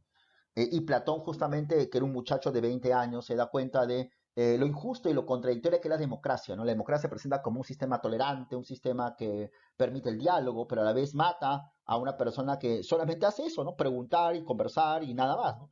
Y que se presenta como humilde, no como un sabio, como sí se presentaban los sofistas.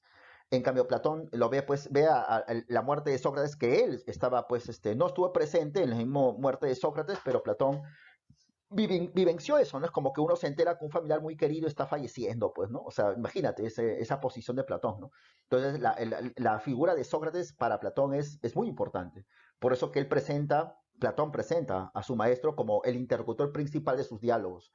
Ahora, lo que va a hacer Platón es básicamente, digamos, hacer metafísica sobre la base de las teorías éticas de Sócrates.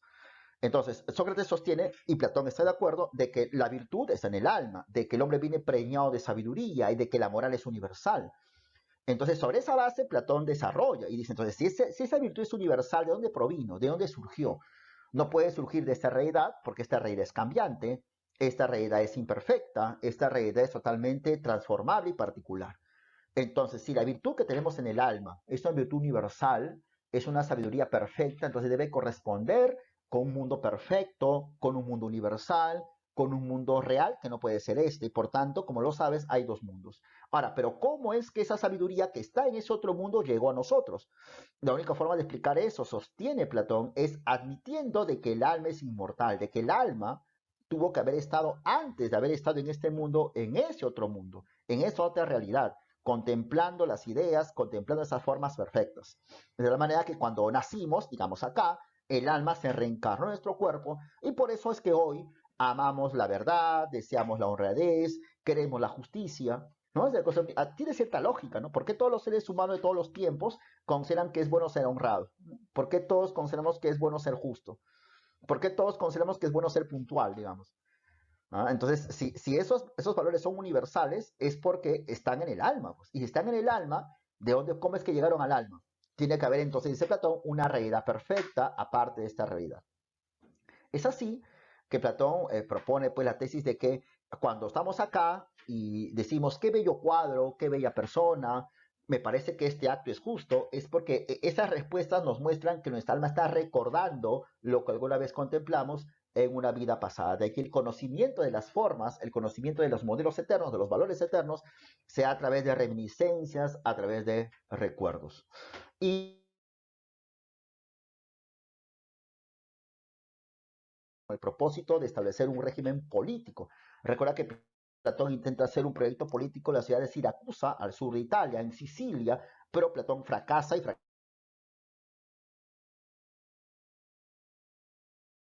¿Por qué? Porque así como un hombre justo, dice Platón, tiene por gobernante a su propia razón, su razón gobierna a su parte sensitiva y a su parte apetitiva, es el modelo perfecto de Estado.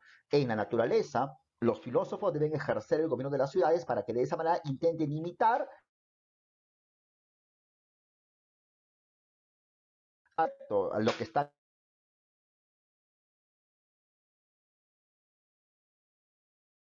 algo es algo, los filósofos son los que deben de gobernar, ¿no? Vemos a la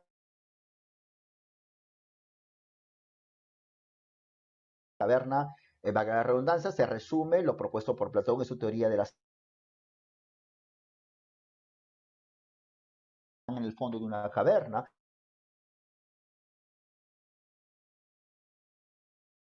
De nosotros hay una pared, como ves ahí en la imagen, detrás de la pared hay personas que están libres, que sobre sus cabezas tienen objetos, detrás de esas personas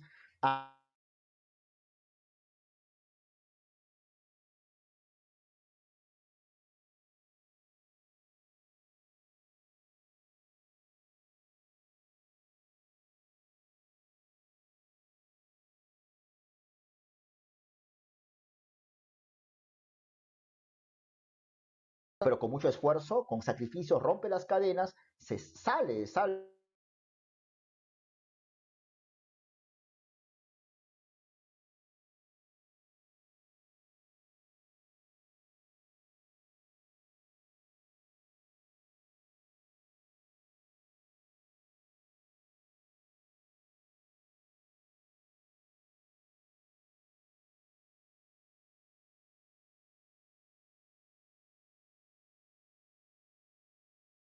Está lo real, esta persona que sale,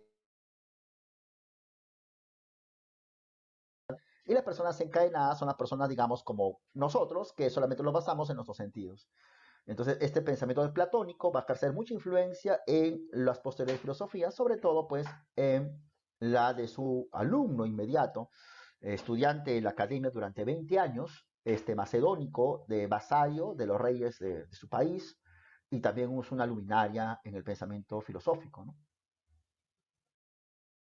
Este no es otro que el famoso Aristóteles, que como sabes, Aristóteles, si bien de joven, en tanto alumno de la academia, era un defensor de su maestro, pero ya de adulto, pues una vez fallecido su maestro y también haber viajado por las costas del Mediterráneo, haber conocido el pensamiento de los primeros filósofos, Aristóteles considera de que eso de que hay dos mundos es algo hasta contradictorio, que si lo esencial es la esencia de algo, es el aspecto más importante de ese algo, entonces la esencia no puede estar fuera de las cosas. La esencia, para que sea la esencia, debe estar dentro de las cosas.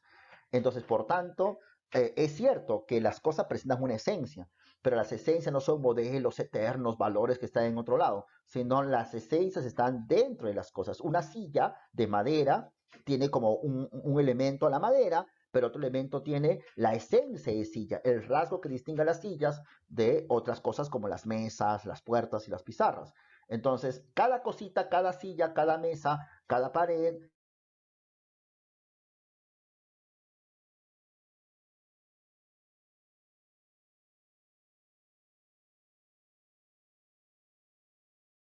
esas cualidades, lo grueso, lo liso, lo amarillo, lo negro, son, valga la redundancia, atributos.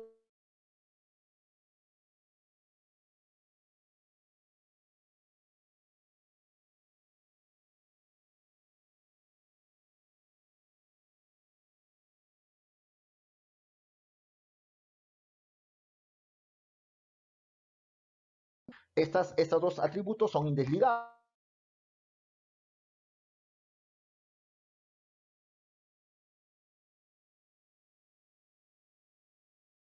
y cuando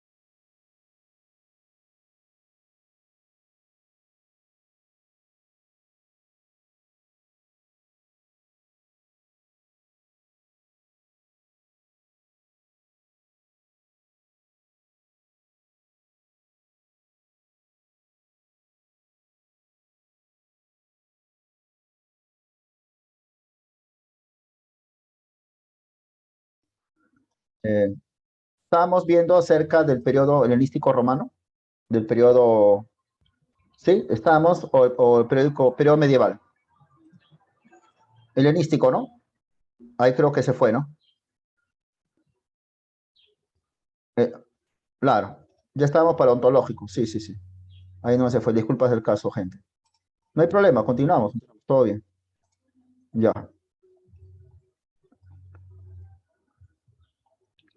Bien, entonces continuando, sí, con Aristóteles, sí, sí, sí. Sí, estábamos acá, en Aristóteles. Bien, continuamos. Disculpen la demora de nuevo. Polo en potencia, perdón, se transforme en polo en acto. Entonces, el movimiento es el paso de la tela a la camiseta, el paso de la potencia al acto. Es cuando, por ejemplo, la harina, una, una porción de harina, hace que se transforme en pan, ¿no? Pero ¿quién lo hace? El panadero. Entonces, un panadero hace que la harina tenga forma de pan. La harina es pan, pero pan en potencia. Cuando se hace pan, ya tiene la forma de pan, es pan en acto. El movimiento entonces es el paso de la potencia al acto. ¿Ya? Ahora, pero como es un solo mundo, entonces ese único mundo es conocido únicamente a través de los sentidos. La razón es superior. La razón capta lo esencial. Pero ¿cómo conocemos al mundo? ¿Cómo conocemos los fenómenos? ¿Cómo conocemos las cualidades? Pues a través de los sentidos. ¿Ya? Entonces el conocimiento se inicia por los sentidos. Ahora, pero no cabe duda de que la razón es superior. La razón es lo que distingue al hombre. Entonces la razón debe dominar a los sentimientos y a los deseos. Cuando la razón se desarrolla, está la vida intelectual, la vida dianoética, la vida contemplativa. Eso es de sabios.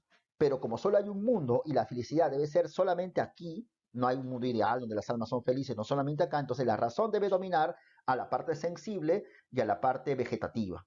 Cuando la razón domina la parte sensible y la parte vegetativa, practicamos el justo medio, la prudencia, la moderación. Y esa es la virtud. No hay que ser ni cobardes ni temerarios, hay que ser valientes. No hay que ser ni prodigiosos, derrochadores, ni tacaños, hay que ser generosos en el gasto. Entonces, esa virtud es el justo medio. Y solo es posible, dice Aristóteles, en la polis. De ahí que el hombre, por naturaleza, es un animal político. Y vemos este resumen, ¿no? Ahí está, para Aristóteles, el hombre se distingue por su razón. La razón, al dominar los sentimientos y deseos, formula, elabora prácticas moderadas, el justo medio. Eso solo es posible en comunidad, en la polis, que por naturaleza el hombre es un animal político, para que de esa manera el hombre sea feliz. Y Aristóteles es maestro, pues, de Alejandro Magno, y Alejandro no era para nada un filósofo, era un militar, y Alejandro, pues, realiza las invasiones que tú de seguro por historia conoces, lleva el pensamiento griego a Oriente, heleniza las sociedades orientales, la sociedad hebrea, egipcia, mesopotámica, persa, y este periodo de mezcla cultural, de sincretismo cultural y de decadencia, porque luego ya de la época macedónica viene la época romana, luego aparece el cristianismo, claro está, es el periodo helenístico romano, ¿no? Como que tema central, como producto de una sociedad en crisis, es el tema es acerca de la felicidad. Lo que tenemos que recordar es que estas escuelas lo que hacen es darle una orientación ética a las propuestas anteriores, ¿no? Más que elaborar sistemas filosóficos, lo que hacen ellos es dar como consejos, ¿no? Cómo vivir para ser feliz. En el caso del cinismo, Diógenes, Antístenes, ¿no es cierto? Lo importante para ser feliz es renunciar a todo lo que la sociedad nos da, tener una vida libre, autárquica, con autodominio y cosmopolitana, al igual que los animales, ¿no es cierto? Recuerda a Diógenes que se cree perro, ¿no?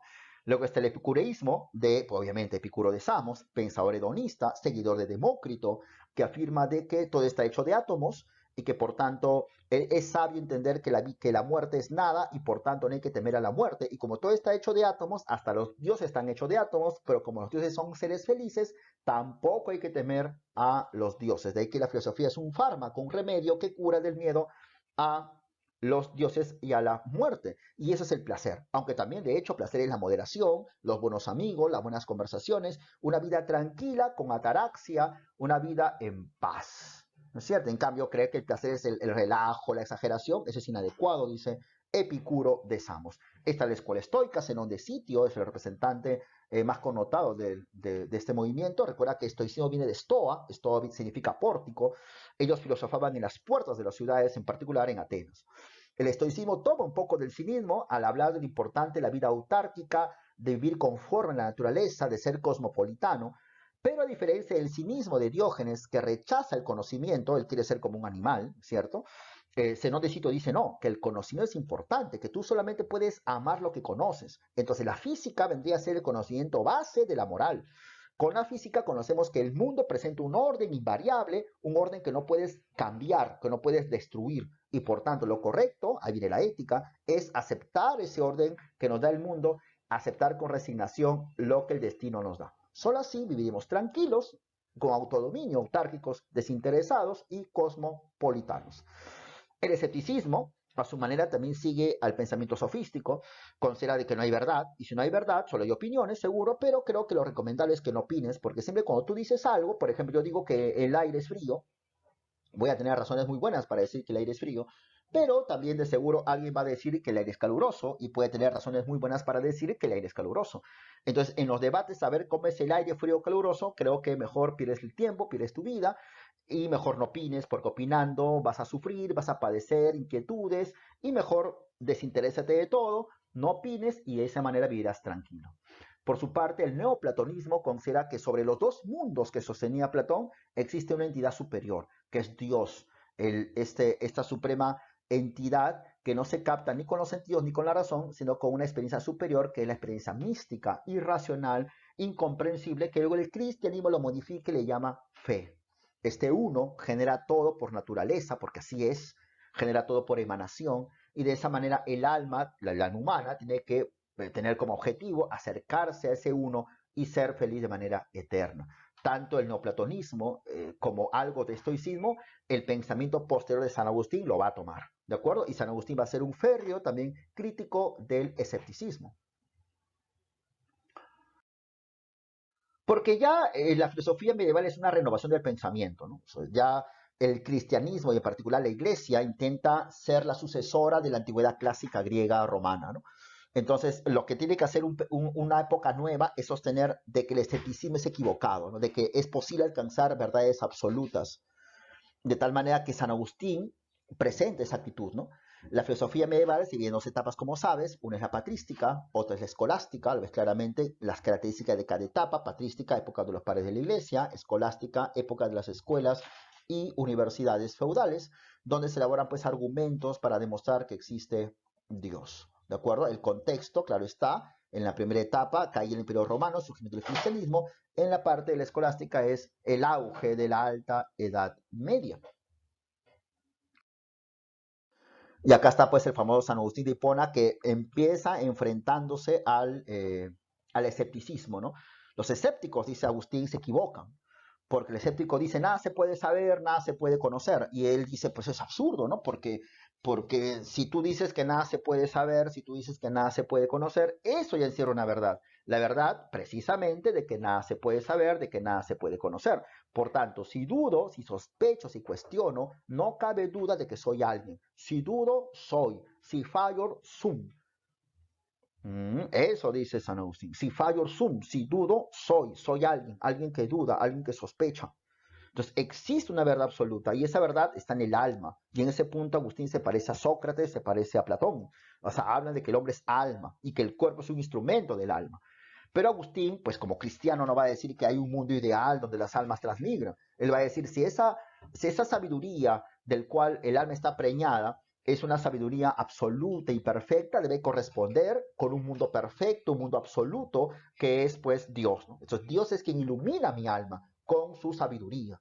Es como el foco, ¿no? De hecho, nosotros, yo, por ejemplo, todos para ver necesitamos los ojos, evidentemente.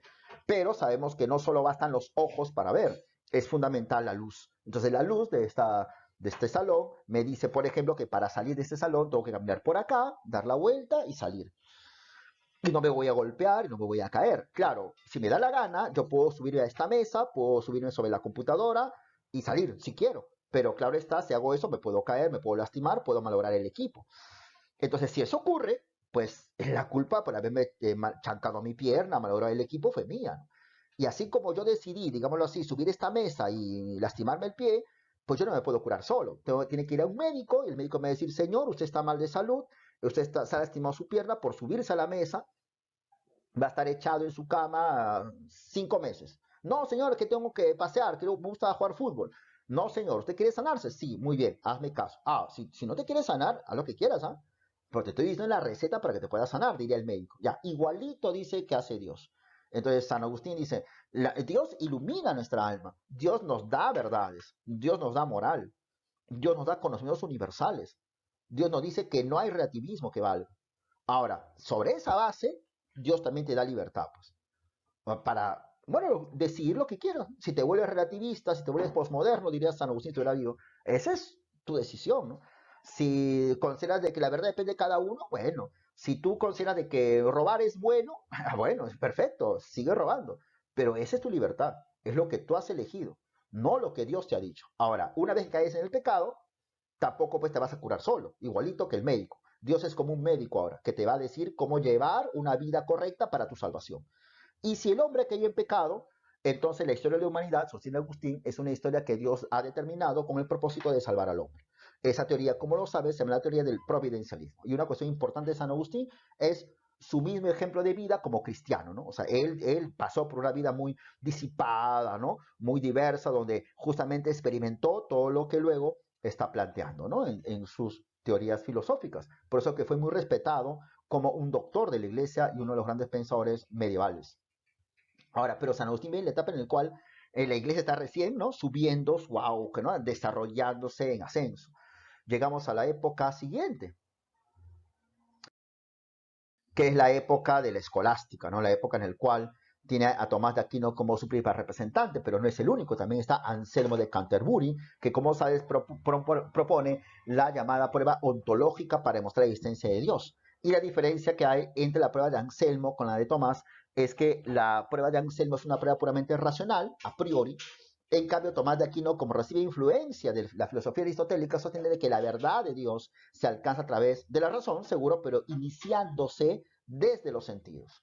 En la época de Tomás de Aquino había mucha influencia del pensamiento árabe. La sociedad árabe se había desarrollado muchísimo durante los siglos 6, 7, 8, 9, 10. Había ocupado España, se quedó ahí 700 años, como lo sabes, y de esa manera los árabes desarrollan una gran cultura, desarrollan medicina, física, astronomía, matemáticas, y se hace famoso ahí el pensamiento de Averroes, que era un filósofo que decía que hay dos verdades independientes. La verdad es de fe, por un lado, la verdad es de razón, por otro lado. Eso no conviene a la iglesia, para nada, porque si hay dos verdades independientes, cada uno por su lado, entonces la iglesia solamente se inmiscuiría en los asuntos de fe, ¿no es cierto? Pero la iglesia en ese tiempo, siendo pues una institución muy poderosa políticamente hablando, pues no solo quiere resignarse a limitarse a la fe, ¿no? Sino también quiere abarcar todo. De esa manera que la iglesia comienza a combatir la teoría de Averroes y comienza a decir, no, no hay dos verdades, eso es algo absurdo, hay una verdad. Para fundamentar filosóficamente esa cuestión está Tomás de Aquino y su profesor Alberto Magno. Y ellos son los que traen la filosofía de Aristóteles que había sido conservada por los árabes precisamente. Lo traducen al latín y cristianizan a Aristóteles. ¿De acuerdo? De acuerdo a que Tomás de Aquino entonces dice, no, la verdad es una sola. La verdad es Dios. Tú a Dios puedes llegar por fe. Yo soy cristiano, llego a Dios por fe, pero también si quiero por razón. Al cristiano, tranquilo, fe, basta y sobra. La fe es autosuficiente, la fe no necesita de la razón.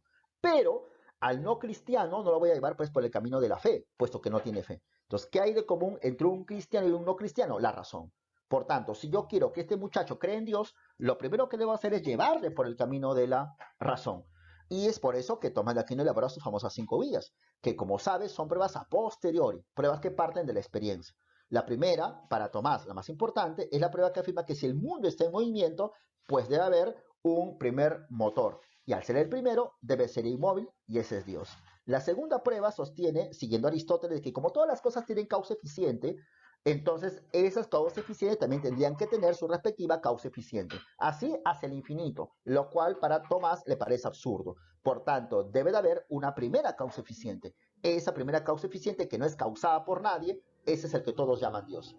La tercera vía es la vía acerca de la necesidad y contingencia. Todas las cosas que vemos son contingentes y cambiantes. Pero si las cosas son contingentes y cambiantes, tuvo que haber habido un momento en el cual nada existía. Pero eso es absurdo, dice Tomás, porque de la nada nada sale.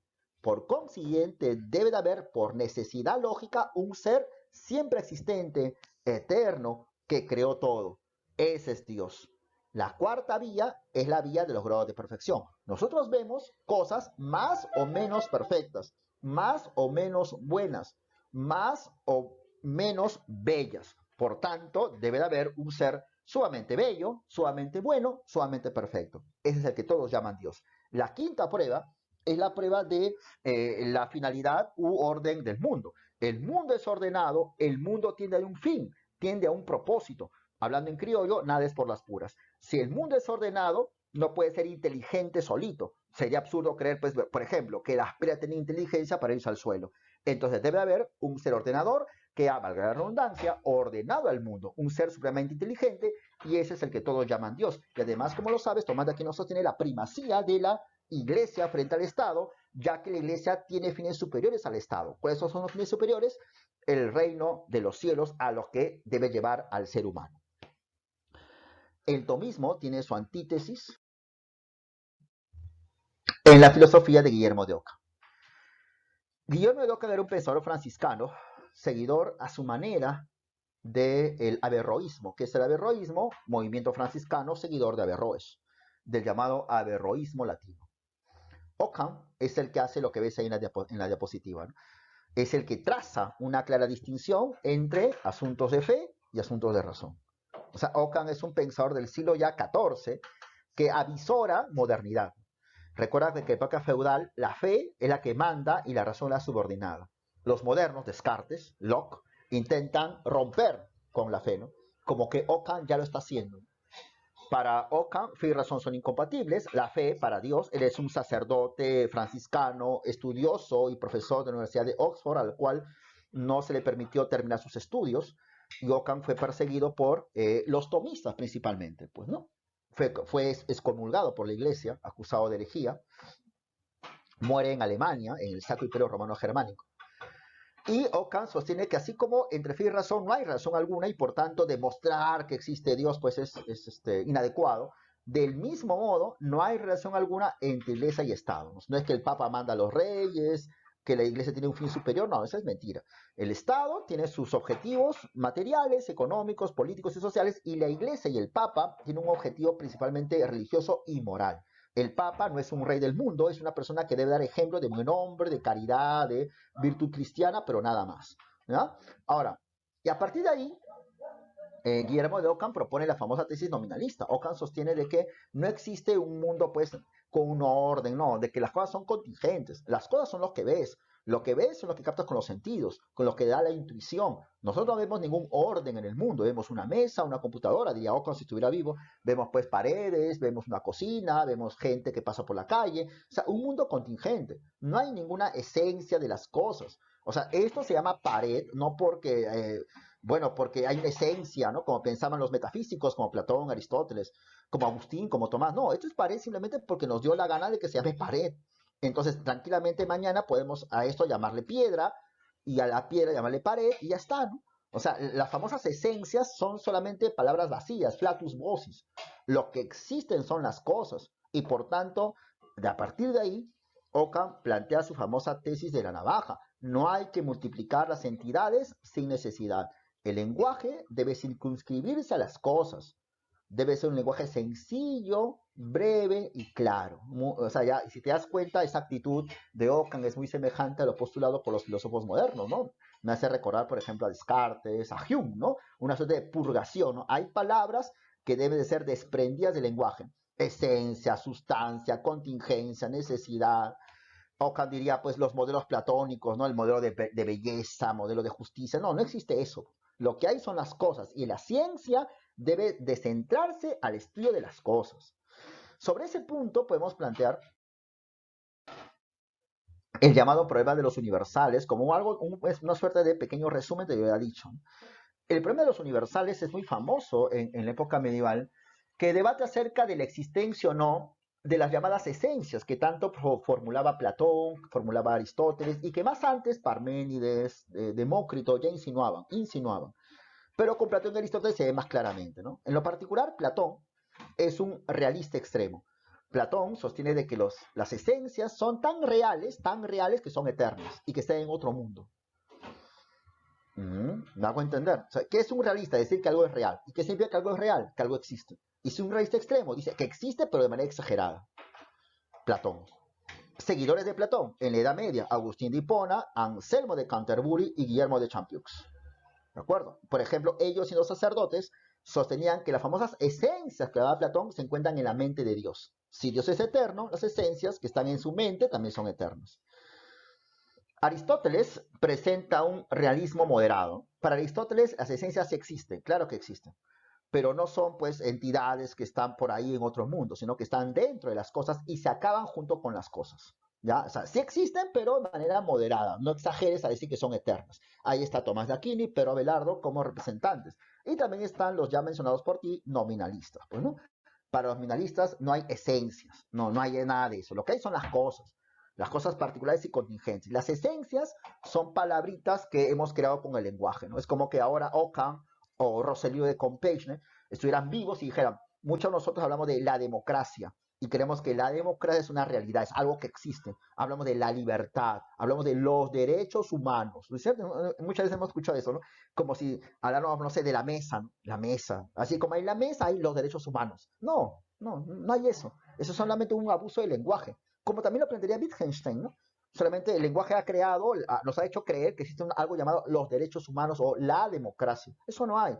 Lo que hay son personas de carne y hueso, hay objetos de madera, objetos de plástico, pues que existen y ya, y se acaban en cualquier momento.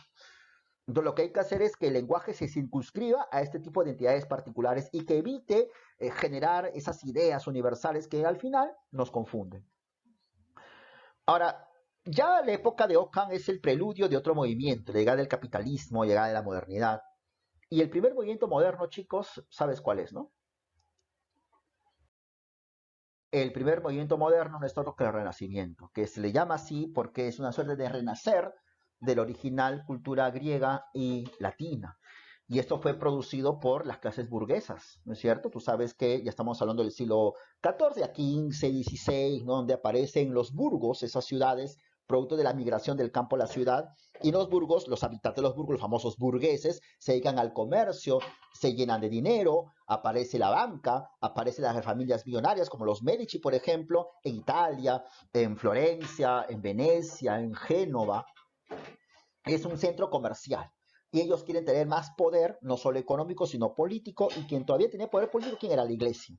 Aprovechan un concilio importante que es la caída de Constantinopla a manos de los turcos otomanos en 1453, haciendo que los habitantes de Constantinopla, que eran hablantes en griego, llegaran a Italia y llevaran la lengua griega y escritos en griego hacia Italia. De ahí que va a haber un interés por recuperar mucho de la cultura griega original, ¿no? Ya no tanto lo escolástico, lo latino, lo cristiano, digamos, romano, ¿no?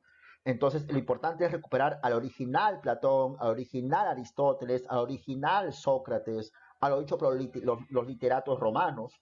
Ese es el Renacimiento. Y una característica fundamental del Renacimiento, como lo sabes, es la mirada al hombre, el humanismo. Ya no es Dios, ahora es el hombre. Y otra característica fundamental del Renacimiento, el naturalismo. Ya no es Dios, ahora es la naturaleza. Y ahí aparece, por ejemplo, hombres como Maquiavelo. Maquiavelo, renacentista, humanista, interesado por el hombre. La obra El Príncipe que él dedica a Lorenzo de Medici, del cual él era su vasallo y también pues recibía dinero de los Medici, ¿no? Y lo que hace Maquiavelo es detallar, hacer un escrito donde sostenga cómo es la política. Entonces Maquiavelo sostiene, yo no vengo a decirte cómo son las cosas, perdón, yo no vengo a decirte cómo deben ser las cosas, yo vengo a decirte cómo son las cosas. Y las cosas son de que el hombre no es ni bueno ni malo, sino que el hombre tiende hacia el mal.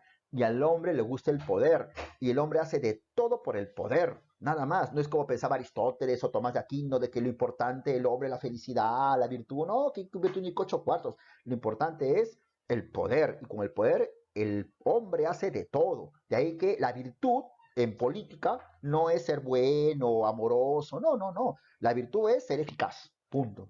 Nada más. La política es amoral y su objetivo es el poder. De ahí la frase famosísima de Maquiavelo, ¿no? El fin justifica los medios. De ahí que Maquiavelo también decía, ¿qué es más importante, ser amado o ser temido? Obviamente ser temido, ¿no? Y si es importante ser amado, es solamente como un medio para conseguir poder, nada más. Ahora, por la parte del humanismo. Maquiavelo es un gran representante del humanismo renacentista. Y también está pues Giordano Bruno por el campo de los naturalistas, ¿no? Bruno, seguidor de Copérnico, recuerda que por ahí también se da la revolución copernicana, aparece el heliocentrismo para reemplazar al antiguo geocentrismo.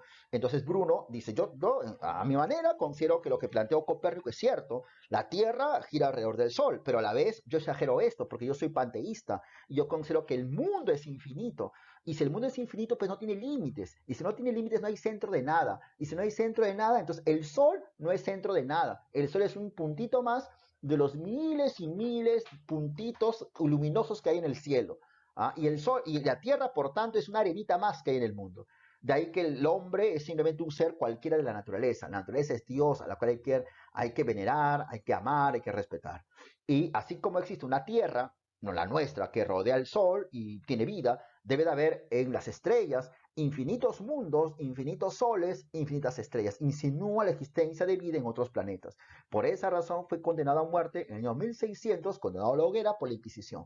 Y ya Bruno es, pues, la historia de Bruno, de su muerte, fue conocido, pues, por hombres como Descartes, tiempo después, y Galileo Galilei, un poquito después, pero ya es una época de la modernidad. Pero hasta aquí lo vamos a ir dejando. Hemos hecho un resumen. Claro, bien. Bien, chicos, vamos a garantizar ahora las últimas preguntas que faltan. Estamos ya con la hora. Eh, a ver, la clave de la pregunta 19, la clave de la 19 es casa, ¿de acuerdo? Tomen atención, tomen nota, la clave 19 es casa. La clave de la 20 es avión. La clave de la 20 es avión, la 19 es casa, la 20 es avión. La clave de la 21 es casa. La clave de la 21 es casa. La clave de la 22 es casa. 22 es casa. La clave de la 23 es beso. Beso. La clave de la 24, pide la pregunta incompatible con Maquiavelo. La pregunta 24 es dedo. La clave de la 24 es dedo. Y la clave 25 es dedo de Francis Bacon, que se resume en el pensamiento con la frase saber es poder. 25 sería dedo. Maestros, tienen que hacer el quizzes. No sé, creo que ya hemos pasado el tiempo. ¿El quiz lo vas a hacer, mi señorita tutora? Bien, chicos, si no hay más quizzes, entonces... No, eh, no, profe, porque nos hemos pasado el horita. sí, El profesor sí, Cóndor sí, ya va a sí, entrar sí, en un sí. minuto. Sí, No se gracias. preocupe. Chicos, nos vemos la próxima semana. Cuídense mucho.